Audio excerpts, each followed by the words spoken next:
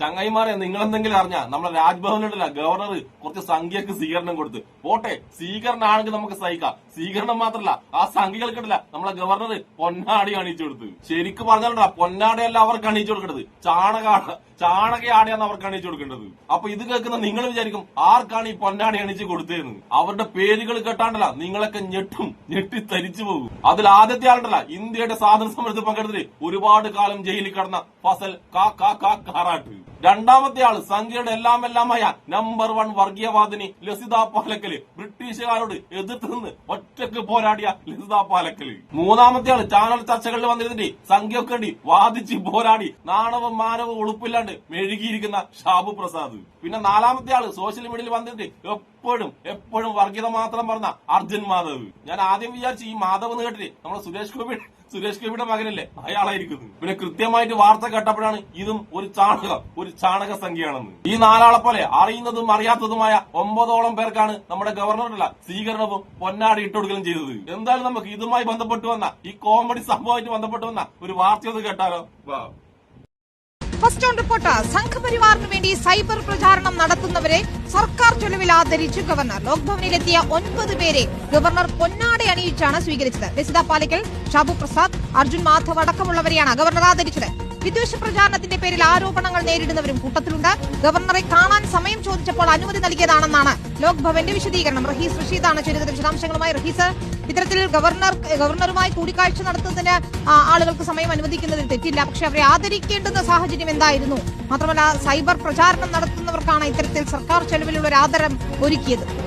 വിനിത, സംഘപരിവാറിന് വേണ്ടി സൈബർ സ്പേസിൽ ഇടപെടുന്ന 9 പേർക്കാണ് ലോക്ഭവനിൽ ഗവർണറുടെ വക ആദരം കഴിഞ്ഞ ദിവസം കൊടുത്തത്. അതിൽ പലതരത്തിലുള്ള രാഷ്ട്രീയ ഇടപെടൽ മാത്രമല്ല, വർഗീയമായ ഇടപെടലും സോഷ്യൽ മീഡിയയിൽ ഫേസ്ബുക്കിലും മറ്റും യൂട്യൂബിലുമൊക്കെ നടത്തുന്ന ആളുകളും ഗവർണറുടെ ആദരം ഏറ്റുവാങ്ങിയതിലുണ്ട്.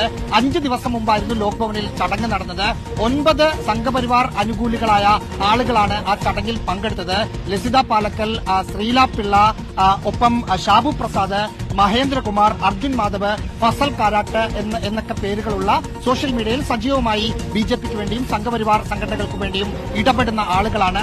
അവർ ഗവർണറുമായി കൂടിക്കാഴ്ച നടത്തുക മാത്രമല്ല ഉണ്ടായിരുന്നത്, പകരം ഓരോ ആളുകളെയും 9 പേരെയും പ്രത്യേകം പൊന്നാട അണിയിച്ച് രാജേന്ദ്ര വിശ്വനാഥ് ആർലേക്കർ ആദരിക്കുന്നതും നമുക്ക് പുറത്തു വന്ന ദൃശ്യങ്ങളിൽ കാണാം. ലോക്ഭവനുമായി ബന്ധപ്പെട്ട് എന്താണ് സംഭവിച്ചത് എന്ന് ചോദിച്ചിരുന്നു. അപ്പോൾ ലോക്ഭവന്റെ വിശദീകരണം, ഇവർ സമയം ചോദിച്ചിരുന്നു, ആ സമയം ഗവർണർ നൽകുകയായിരുന്നു ചെയ്തത്. അതനുസരിച്ച് അവർ പരിപാടിയിൽ എത്തിയിരുന്നു എന്നതാണ്. സാധാരണഗതിയിൽ ഗവർണറെ കാണാൻ അനുമതി ചോദിച്ചാൽ ചില ആളുകൾക്ക് ലോക്ഭവൻ അനുമതി നൽകാറുണ്ട്. പക്ഷേ അവരുമായി കൂടിക്കാഴ്ച നടത്തി പിരിഞ്ഞു പോവുകയാണ് ചെയ്യുക. അതിവിശിഷ്ടരായ ആളുകളാണെങ്കിൽ മാത്രമാണ് ഗവർണർ പൊന്നാട അടിയിച്ച് ലോക്ഭവനിൽ വെച്ചൊക്കെ ആദരവ് നൽകുക. അപ്പോൾ ഗവർണറുടെ അനുമതി സമയം ചോദിച്ചിട്ട് സമയം കൊടുത്തതാണ് എന്ന് പറയുന്നതിൽ നമ്മൾ അംഗീകരിക്കാമെങ്കിലും ഇങ്ങനെ ഇവിടെ സൈബർ ഇടങ്ങളിൽ ബിജെപിക്കും സംഘപരിവാറിനും വേണ്ടി പ്രവർത്തിക്കുന്ന ആളുകൾ മാത്രമായവർക്ക് എന്തിന് കേരളത്തിന്റെ ഭരണഘടനാ പദവിയിൽ ഒന്നാമതിരിക്കുന്ന ഗവർണർ പൊന്നാട അണിയിച്ച് ആദരിച്ചത് എന്ന ചോദ്യം ഉത്തരമില്ലാതെ നിൽക്കുകയാണ്. കണ്ടോ ആരുടെ ചെലവിലാണ് ഈ സ്വീകരണം കൊടുത്തതെന്നറിയോ? ഞാനും നിങ്ങളും അടങ്ങുന്നവരുടെ നികുതി പണം കൊണ്ടുണ്ടായ പൈസയില്ലേ, ആ പൈസക്കാണ് ഈ വർഗീയവാദികൾക്ക് രാജ്ഭവനിൽ ഗവർണർ സ്വീകരണം കൊടുത്തത്.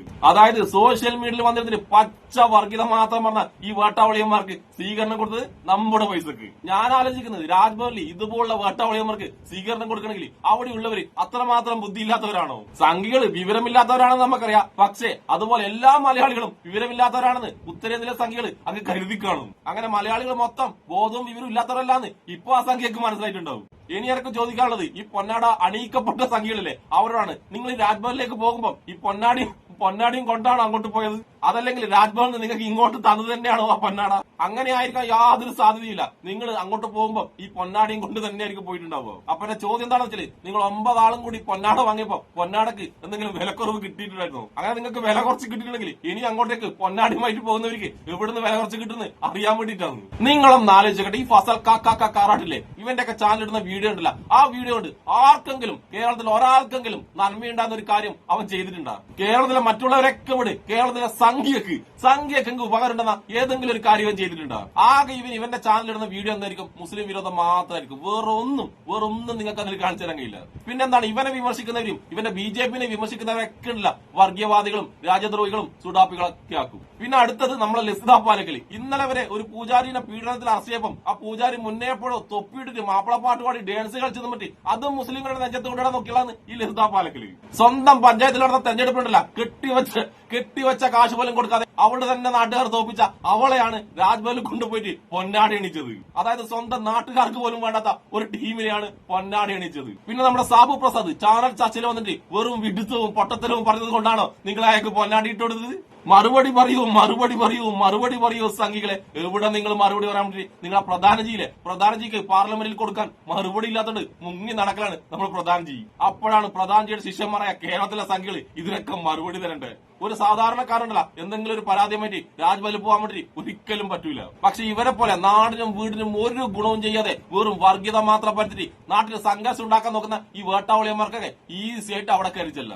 പക്ഷെ ഇതിൽ വേറൊരു കാര്യം കേട്ടോ, നമ്മൾ ഫസൽക്കാരട്ടും ലസിത പാലക്കലും പോസ്റ്റ് ഇട്ടത് എന്താണെന്നറിയാം? നമ്മളെ രാജ്ഭവനിൽ അങ്ങോട്ടേക്ക് ക്ഷണിച്ചു, അതുകൊണ്ടാണ് നമ്മൾ അങ്ങോട്ടേക്ക് പോയതെന്ന്. പക്ഷെ രാജ്ഭവനിൽ നിന്ന് വരുന്ന വിവരം എന്താണെന്നറിയാം? ഇവര് കുറെ ദിവസമായിട്ട് അങ്ങോട്ട് വരട്ടെ എന്ന് ചോദിച്ചുകൊണ്ടിരിക്കുകയാണ്. അപ്പൊ കുറെ പ്രാവശ്യം ചോദിച്ചപ്പം പാവം തോന്നിയ രാജ്ഭവൻ പറഞ്ഞല്ലോ, ഇങ്ങോട്ടേക്ക് വന്നോ, വരുമ്പോ നിങ്ങളുടെ കയ്യിൽ നിന്ന് തന്നെ കാശെടുത്തിട്ട് പൊന്നാടിയും കൂടി വാങ്ങിച്ചു വന്നോന്ന് അവിടുന്ന് അറിയിച്ചെന്നാ കേട്ടത്. എനിക്ക് പോട്ടില്ല ഫസൽക്കാരാട്ടിനെ നമ്മളെ ലസിത പാലക്കലിനെയും കാണുമ്പോഴല്ല നമ്മുടെ പ്രാഞ്ചിയേട്ടനായിട്ടാ തോന്നുന്നത്. എന്തൊക്കെ പുതിയ ബിസിനസ് നടത്തിയിട്ടും അരിപ്രാഞ്ചിന്ന് മാത്രം വിളിക്കട്ട അരിപ്രാഞ്ചിയേട്ടനെ.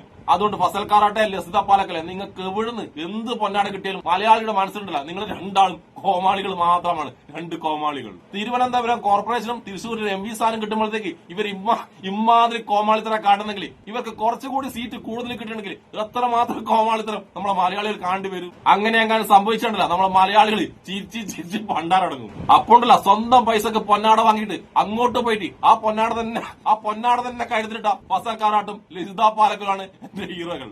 അപ്പൊ അരിപ്രാഞ്ചികളായ ഫസൽക്കാരാട്ടിനും ലസിത പാലക്കലും എന്റെ ഷാബു പ്രസാദ് ആട്ടിനും പിന്നെ രക്ഷപ്പെടുന്ന എല്ലാവർക്കും എന്റെ ഒരു നല്ല സുലാൻ.